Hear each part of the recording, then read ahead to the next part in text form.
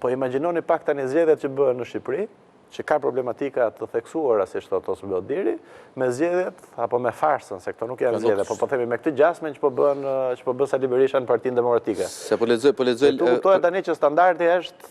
Jo, ta thash, domethënë në këtë pikë ne nuk mund të bëjmë atë që thuhet obituary në anglisht. Pra ne bëjmë thjesht atë përshkrimin e një personi që ka vdekur, në këtë rast jo thjesht një partie që ka vdekur, një frymë që ka vdekur apo. Po nuk besoj që ka vdek partie, ka një lloj përpjekje për ta mbytur Sali Berisha, por që unë besoj që do ketë si çdo lëvizje se këtu ka pas njerëz që kanë qarë shumë kur vdiqën Veroxha, se mendonin që çfarë do ndodhte.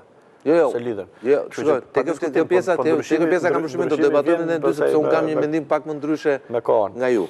Për sa i përket asaj që ju shihni si PD dhe asaj që unë shoh si opozit apo opozicion.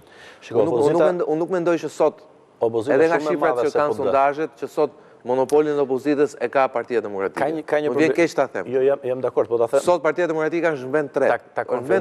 Ta konfirmoj që shumica e opozitarëve nuk janë sot në Partinë Demokratike për shkak të Sali Berishës.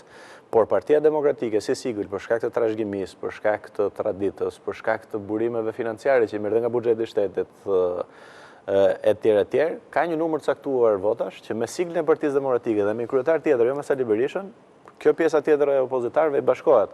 A do të ndodhë jo automatikisht, por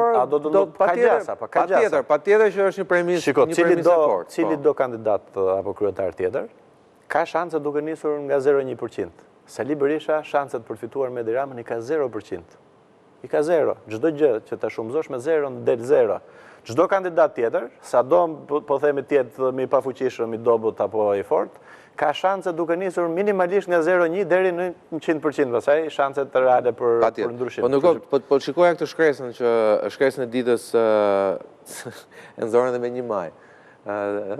Ditën e festës punëtorëve apo protestave. Po këto festat që kanë lidhje kryesisht me mbrojtje të grupeve të majtës, që ka qef, se mendon se është akoma në Partinë e Punës, edhe zgjedhet Partinë e Punës. Nëse këtë e ka bërë Gazbari, me thënë vërtetën. Nga kërkesat e mësipërve. Jo, ka bërë me sa duket Kokoeja. Kokoeja, çfarë është Kokoeja tani? Po më bëhet merr seriozisht to. Jo se pëlqen kjo Kokoeja. Edhe nga Komisioni i Organizimit dhe Kontrollit të Operacioneve Elektorale. Okej. Se thot, kërkesat e tjera të paraqitura, pa kërkesat tuaja, sepse ndërkohë radhe zonja Mereme, radhe një tjetër Vladimir Mulaj, që nuk kishin problemet që keni ju, po nuk kishin figura të shuara. Kërkesat e tjera, thot shkresa, nuk plotësohen kushtet e paraqitjes nga anëtarët PD-s, nuk mund të trajtohen nga Kokoeja dhe nga organ tjetër të statutit partisë. Ky statut përcakton norma dhe rregulla bashkëtese midis anëtarëve të PD-s si dhe kompetencat dhe sjelljen institucionale të organeve tjera. Bla bla bla. Por ideja është mbetet. Për këtu se është interesante shumë. Po cilat janë kërkesat e tjera të paraqitura? Se ata nuk i pranojnë. Pra ku janë këto? Ku i dinë ata këto kërkesat e tjera? Se janë edhe, shikoj, një parti politike që ka disa njerëz, aty ka njerëz që kanë vlera, realisht. Pra ka kolegë aty të cilët kanë vlera, por rinë të trequr. Po njerëz të tjerë, të cilët janë... Ka dhe njerëz që kanë vlera, po kanë vënë firmën aty. Po shikoj për shembull firmën e Ivi Kasës, që unë e vlerësoj.